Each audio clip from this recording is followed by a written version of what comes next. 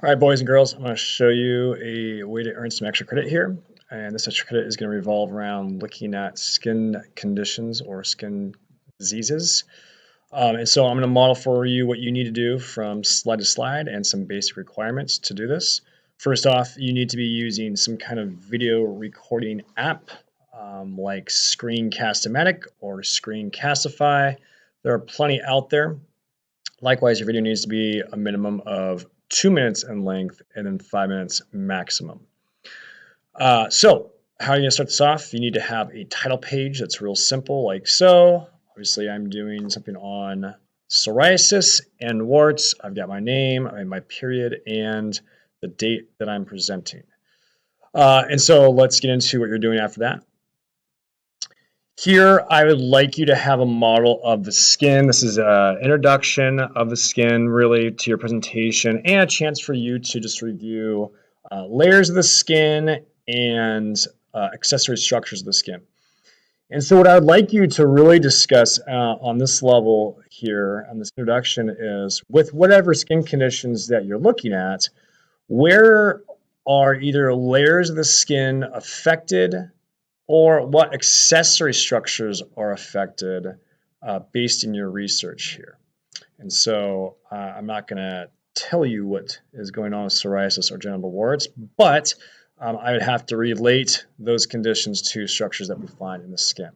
So you can do this. Now, I don't want you to simply just copy and paste stuff from the internet, as I will admit that I've done here.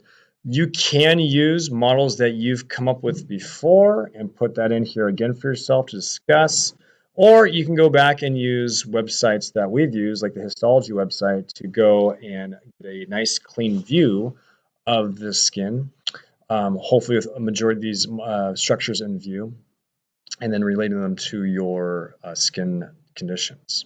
Okay, so again, this is a chance for you just to review basics, but from there, you get more into some of the more advanced stuff here, which is talking about one skin condition. So in this, if I haven't mentioned this yet, you need to discuss two different skin conditions or skin diseases.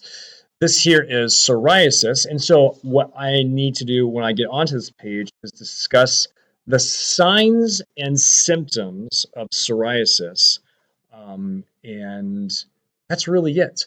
If you want to do a little extra beyond that, which is discuss the treatment, that's up to you. But really, what you need to do is essentially describe what this person feels. Those are signs. Sorry, I might take that back. Symptoms, my mistake. Symptoms. Symptoms are what patients feel when they have the skin condition.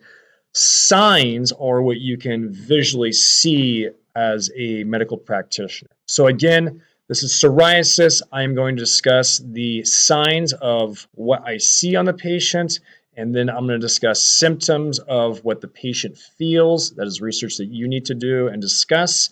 And from there, it's up to you whether you want to discuss treatment options. Notice that there are no words on this page whatsoever. You are only going to use images to talk about. If you want to use arrows to point things out, that's fine. If you want to use your mouse cursor to highlight stuff, that's fine as well too. But you are not going to insert any words whatsoever. I probably could have done a better job here. The one thing that you can do, I will say, is you can put a title to what you're looking at here, and I probably should have done that. I probably put something up in the upper right-hand corner that said, hey, this is psoriasis. But then beyond that, no other words. Nothing. You are talking to the screen about signs and symptoms of your skin disease, skin condition. And please make sure that when you are showing your skin condition to use a minimum of 2, maximum 3 images to represent that skin condition or disease so we can get a good sample of it.